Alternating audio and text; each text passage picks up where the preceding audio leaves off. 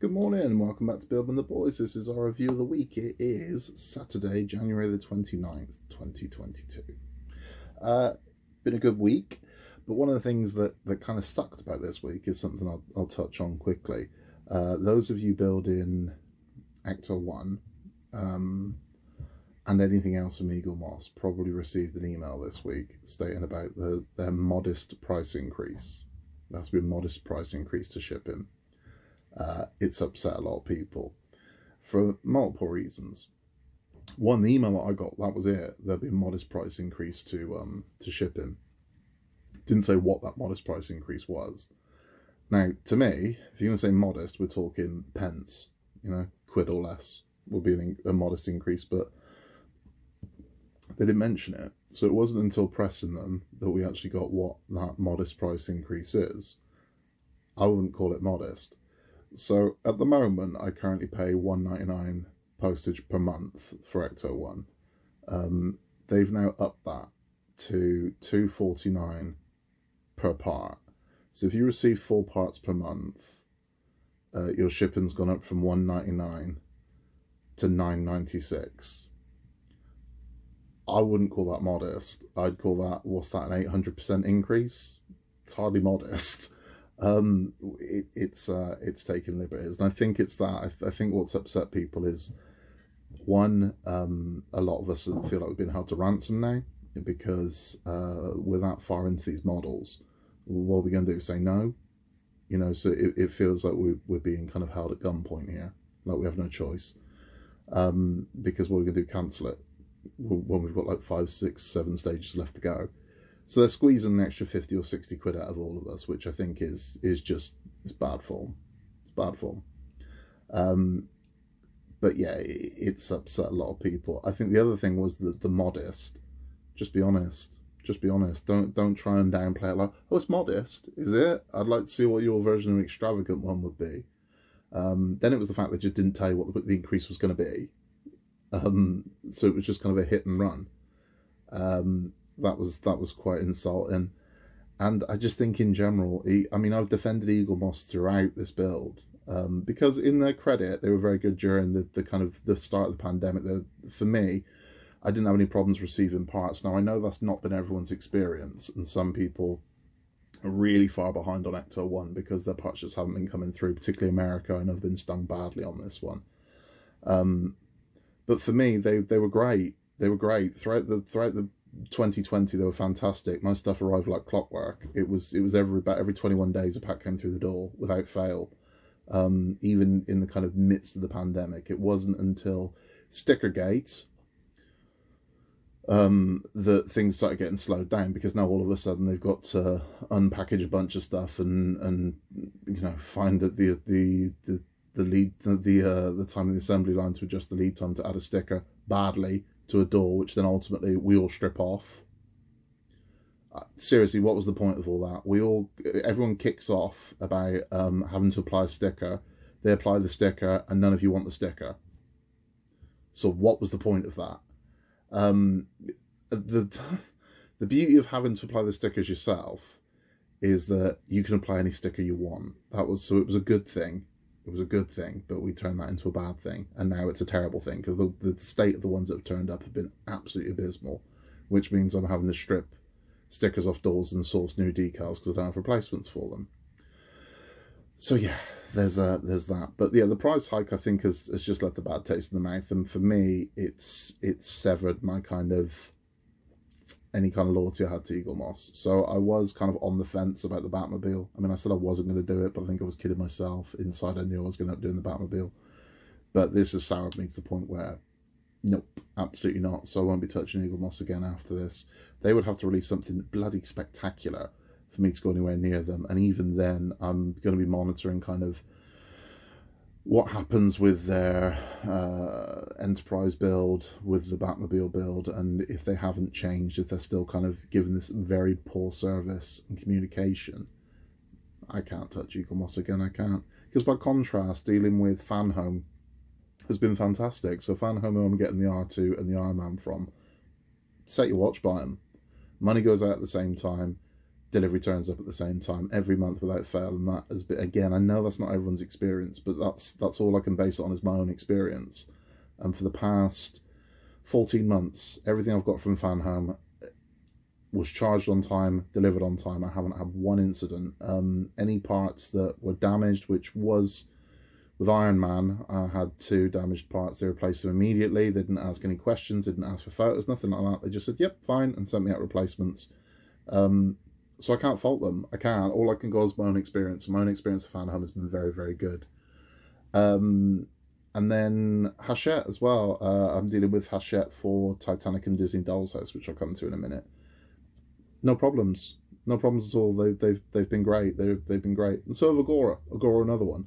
So I don't know what Eaglemoss are doing so wrong that these companies are doing so right, but they need to maybe take notice of what their competitors are doing, because you can only push people so far, and they'll stop using you, which I think is going to happen. I mean, I've seen people already cancelling Ecto when they're very far into it because they just don't want to deal with this anymore. And I know a lot of people are cancelling Enterprises now because of the problems that it's having, which is sad, really. But yeah, I mean, fortunately for me, I've only got, after the one that's currently in the post that was supposed to be here this week and isn't, I've only got 6 more Ectos after this, so they are going to squeeze another 48 quid out of me on delivery, but it's fine, and then it's done, then Ecto's done, and that's me and Eaglemoss done. The things we built this week, so we built Titanic 3 this week, which was really nice. I've actually got the part, it's still on my desk. I should have put it away by now, but I kind of like playing with it. So I've got the first engine of the Titanic, which is lovely. Well, the first engine part.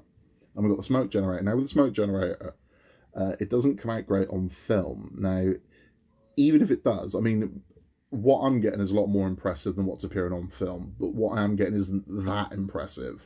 But I wouldn't panic too much about it yet, because we don't know how this thing's going to be fed, the fluid, where it's going to sit, if it's going to funnel up into something. We're literally just testing the thing. Does it work? Yes. It might not create the desired effect yet, but I think we need to wait and see further down the line when it's attached to a funnel exactly how the effect works. To be honest with you, I'm not going to use the effect very much because I've premium subbed for the case, and I think blowing smoke inside a case, I don't want to keep taking that lip, you know. So it'll be a cute thing that it does, but it's not a deal breaker for me. It really isn't, because I don't want to steam a case up. But Titanic's awesome. Titanic's so nice, the Hachette build. And again, I mean, the mod community have got a world of things coming out. If modding's your thing, there's a ton of stuff that you're going to be able to get. I mean, by the end of this, there'll be even more, I'm sure. But I mean, I think it's quality. I like it. And I mean, again, there's always going to be people go, this should be this color and this should be that. Okay, then you do you. You know, you do your thing and you change it to whatever color you want to change it to. Or mod it however you want to mod it.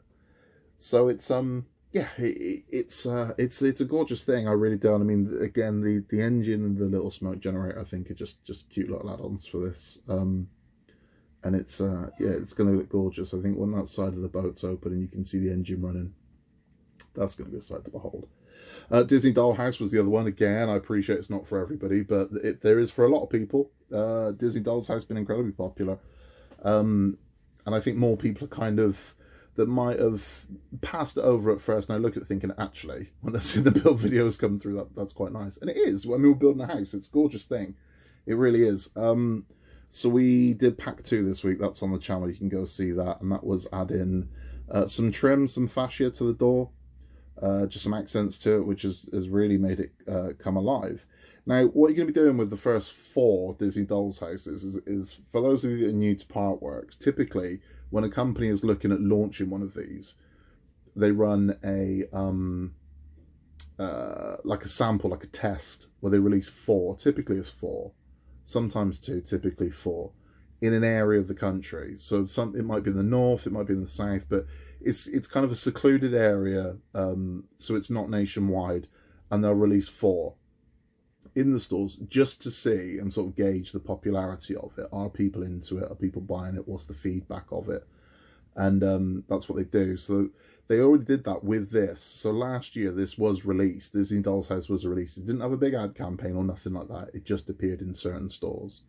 So some people bought it, started building it, and then it stopped.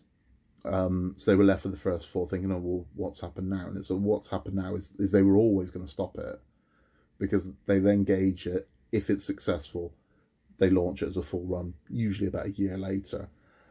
So the first four parts you get of any part work typically just get put away and forgotten about. I mean, not always. There are some where there's an exception to that rule, but the ones I think of are like, say, the Ecto 1. We built like the bonnet, the hood, and the grill in the first four issues. And then that goes in a box and we didn't touch it again for a year. And it's the same with Iron Man. In issue 1 of Iron Man, you build his head. You literally don't touch that head again until nearly 2 years later. And Disney Doll's House is the same. So that section that we're building at the moment, that's done. So when they're trialing it, people have got something that's complete. And it is complete. That is that complete wall section. But we won't touch that for probably 2 years, because we're going to build the rest of the house. And that is an outside thing that's going to be part of what opens. So once that's done, it's going to be forgotten about, and we're going to be doing the rest of the house. And that's just kind of the way part works work. There's always this test run. They did a test run last year of the Hogwarts Express, which was gorgeous, and I think everybody wanted to do that one, but it's never it doesn't look like it's gone to a full run. Now I'm assuming that's got something to do with licensing and other issues, because I can't go into detail because I'm not going to give away, you know, too much about my personal life, but I've dealt with Warner Brothers, and I've seen what's required of them when you're using one of their intellectual properties. It's like a Bible of what you can and can't do. It's ridiculous, and different territories have different rules. So just because you can release something in Japan doesn't mean you can release it in the UK, and somebody else might have an exclusivity over a certain brand of merchandise in America, but they don't have it in the UK. Take that, then add the Warner Brothers rule book is ridiculous, honestly. Add that to that, the licensing issue. Getting any Harry Potter product to market is probably going to be a bloody nightmare, to be honest with you, because there are going to be dozens of companies that have got their own version of the Hogwarts Express, be it a gauge train set or a puzzle or a model, and they're going to have a vested interest and go, well, that conflicts with our deal, so they might not be able to release this thing until a deal runs out. So it might be, I don't know, but it's bloody complicated, and Warner Brothers are tough to deal with, very tough to deal with, believe me, to the point where they've almost reduced me to tears more than once. So yeah, I can completely understand why that hasn't happened. But hopefully it will, because I mean, the Hogwarts Express looked gorgeous. It really did. And yeah, hopefully, fingers crossed, it'll turn up one day. I mean, there are other ones as well. I've seen tests. There was a test in France of the Infinity Gauntlet. It's huge. It was like a 3-foot glove. No way would I build that. After Iron Man, I'm not interested. I can't think of anything worse than spending 2 years of my life building a glove. I appreciate it's the Infinity Gauntlet. It's a bloody glove. And 2 years building a glove? Now you're right, not interested. So that's what that is. Disney Doll's House, people, let's go back to that. So yeah, we built number 3. It's lovely, it's really nice, and I've had a couple questions about modifications. You can mod a Disney Doll's House, of course you can, but it's not going to be on the same level as modding some of these other models. Like when it comes to modding a Titanic or a truck or something that exists in the physical world, people are typically modding it to look like what it originally looked like.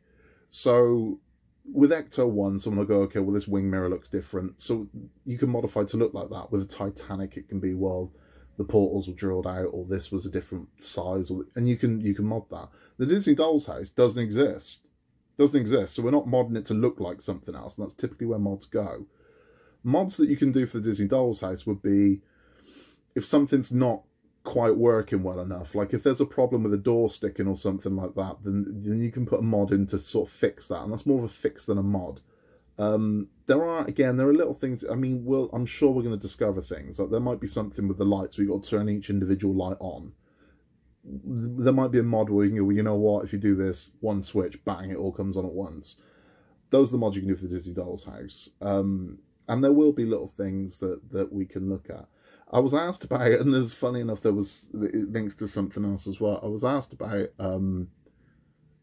decorating for like Halloween and Christmas. You can completely do that. There's no reason why you can't. It's finding the scale. So this is 1/20th scale. So you can literally find Doll's House props and items in 1/20th scale. So you can 100% find a 1/20th scale Christmas tree, or a holly wreath, or you can make one. Because by the time you get to that point, you should have picked up a lot of skills where you might want fancy go at making one yourself. Halloween, though, there is something you can do that I'm going to be doing for Halloween. I'm going to be adding ghosts to the Disney Dolls house. Now, I will show you a demonstration of what I'm talking about. So take a look at this demonstration. Now, forgive the crudity of it, because it's all out of scale. And this was done with me holding things rather than having a proper setup. So it's a bit jerky, a bit wobbly. It's out of scale, but take a look at this, and then we'll talk about it after.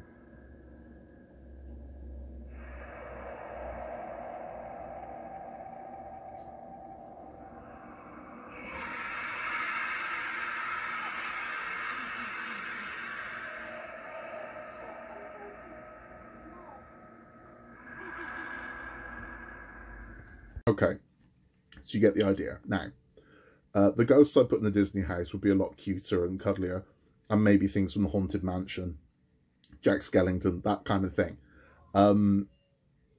But there's no software used to do that, and there's no expensive equipment. I created that effect for £2. That cost me £2, and it's filmed in real time. I'm just pointing the camera at it, and that's where it's coming from. So I'm not running any software.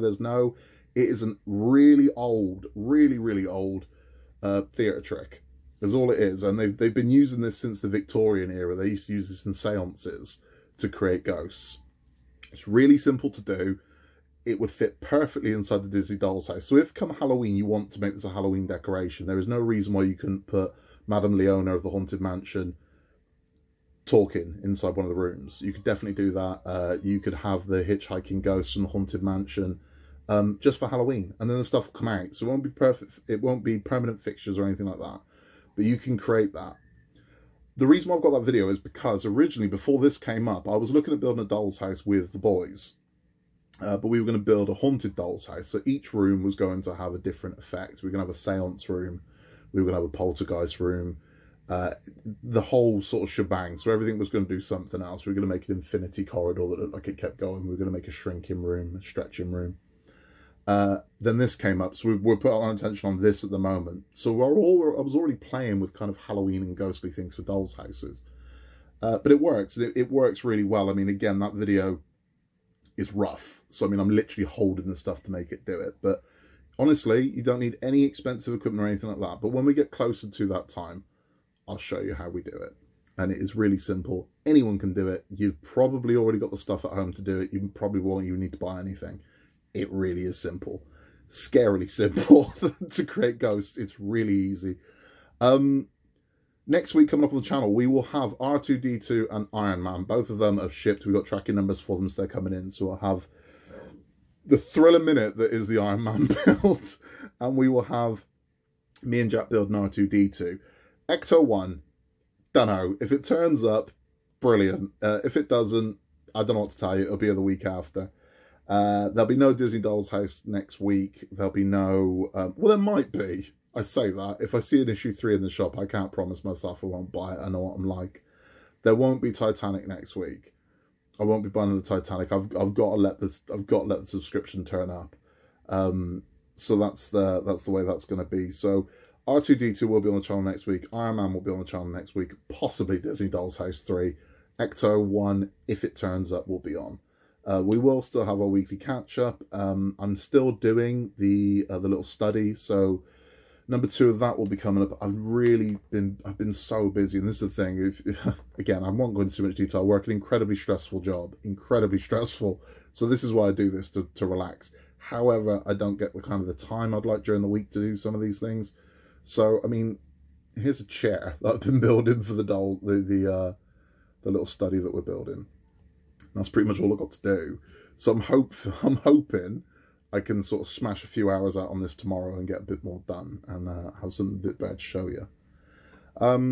Jack the wooden boy will be making a little wooden R2-D2 today. So his little wooden video will be up on the channel. I know it's not going to be for everybody, but again, if you can see it in your hearts to throw him a like, it means a lot to him to see that, you know, someone noticed. We got Talking Marvel coming up tomorrow night with me and Oscar. So again, if Marvel Comics, Marvel Movies, the MCU is your thing, it's just me and the kid talking Marvel. That's all it is.